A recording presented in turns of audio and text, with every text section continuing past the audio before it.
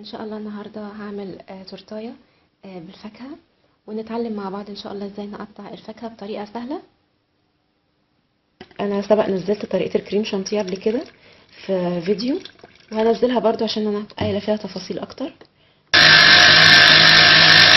هقطع الفاكهه الاول، بس هقطع الاناناس والخوخ.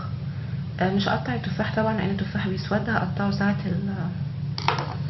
ما احطه على التورتايه. هقطعه، هاخده 4/4.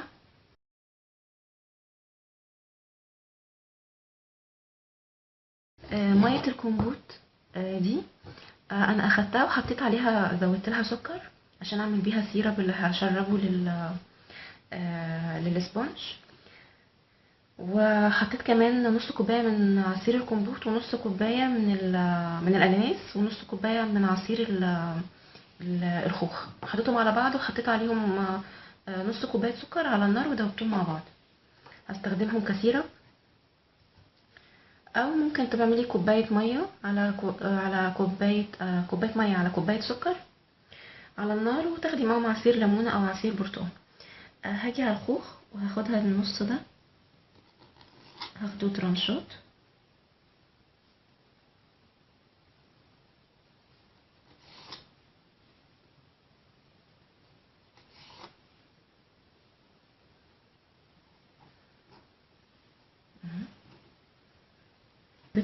ده جيلي تلميع، او شايفين يا جماعه شكله عامل ازاي؟ جيلي تلميع على البارد، هو المفروض يبقى على السخن عشان نحطه على الفاكهه، لكن انا ما لقيتش على السخن، فانا عندي على البارد، فاضطريت طبعا مضطر ان انا استخدمه عشان التفاح ما يسودش وكده. بزود له شويه ميه واقلبه.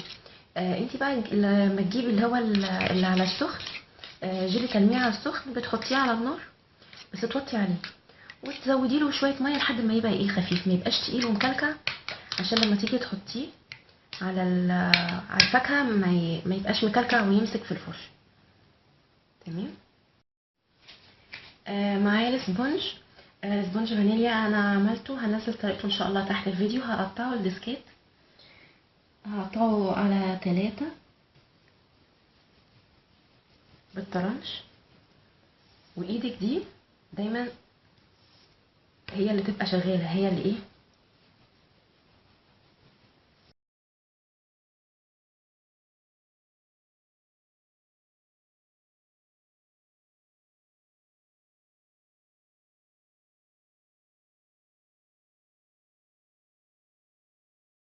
حطيت اول ديسك. انا بحب اشتغل دايما التورتايه جوه القالب.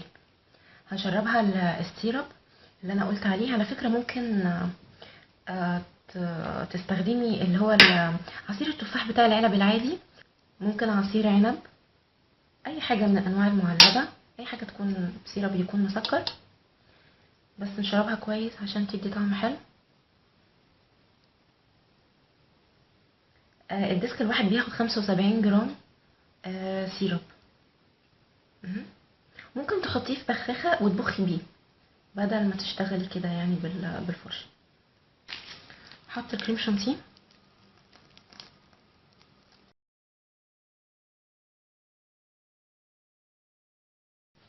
كان فيه خوخ كده كان متقطع معايا وانا بعمله، احطه في النص. حط الديسك التاني. دي بتديني فرصه، القالب بيديني فرصه ان انا اضغط من غير ما الكريمه تخرج. تمام. ممكن لو مش هتعمليها بالشكل اللي هو اللي انا عملته حالا، ثواني ما افتح ممكن تعملي كده. احط الاول السيرم، تشتغلي بيه. انا بعمل كل الطرق عشان خاطر لو عندك اي حاجه من الحاجات دي تقدري تشتغلي بيها عادي. ولازم تحطي طبقه كريم شانتيه كويسه، يعني مثلا طبقه الكريم شانتيه تكون تقريبا نص طبقه الديسك الواحد، عشان يبقى طعمها حلو. ما تحطيش طبقه رقيقه تلاقي نفسك بتاكلي كيكه بس مفيش كريم شانتيه.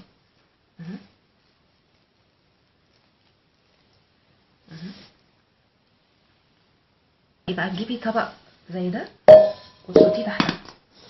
اوكي، عشان تعرفي تلفيها بسهوله. أهو. أهو.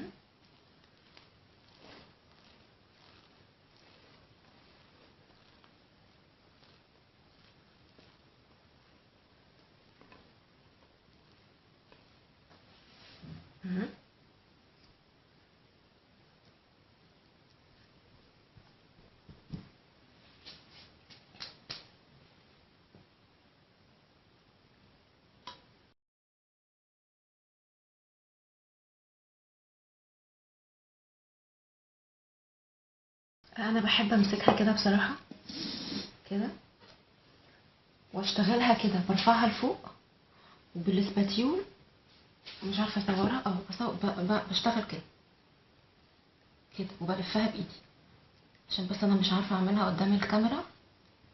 مهم.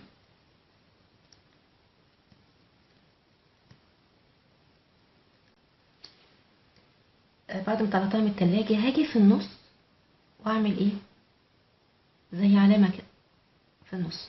تمام. هنرص الفاكهه بتاعتنا بحيث ان كل الفاكهه تبقى باصه، يعني وشها لنص التورتايه، زي اشعه الشمس كده. تمام. اهو، عشان تمشي معانا مظبوط.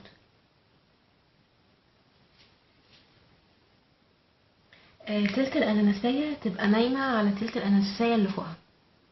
اوكي، من التلت كده يبقوا ايه فوق بعض.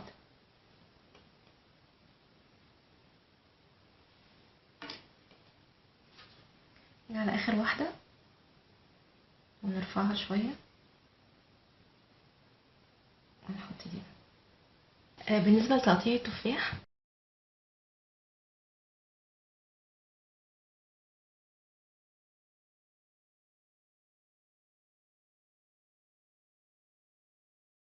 جيبي الخوخ، قاعدة الخوخ تبقى لتحت. تمام.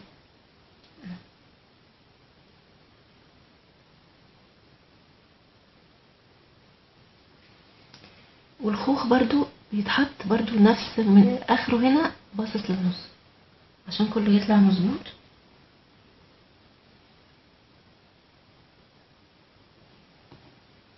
الكيوي انا قشرتها، في ناس ما بيقشرهاش بس بحب اقشرها.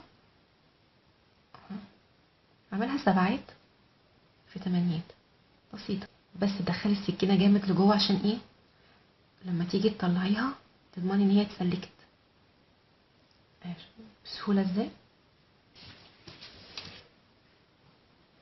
هجيب واحدة اناناس وهقسمها نصين، يعني اخدها بالعرض.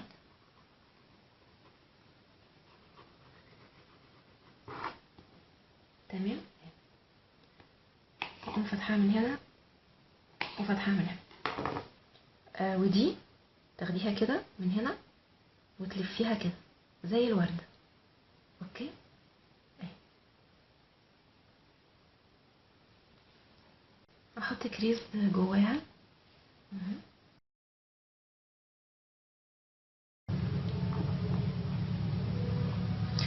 بحب اشتغلها بالسكينة، لان السكاكين بتحجز، ما تخليكيش تقطعي للاخر، هي بتاخد وقت شوية بس بتطلع مظبوطة، عشان ما تقعديش تجربي في تفاح كتير، تطلع معاكي من اول مرة. مهم.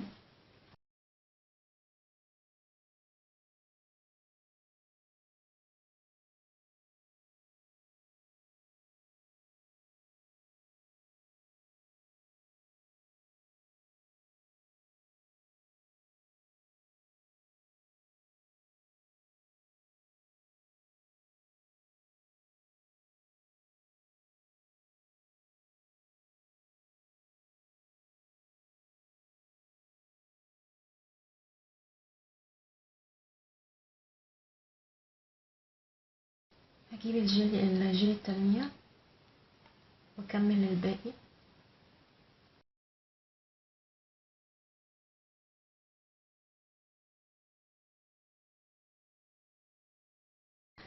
بتمنى تكون تورتاية عجبتكم النهارده. وان شاء الله هنزل تورته البلاك فورست سابقه وعملتها قبل كده، هي كلها شوكولاته، عشان يبقى عملنا الاتنين. هنزلها تحت الفيديو ان شاء الله. وما تنسوش تعملوا لنا لايك وشير واشتراك في القناه. باي باي.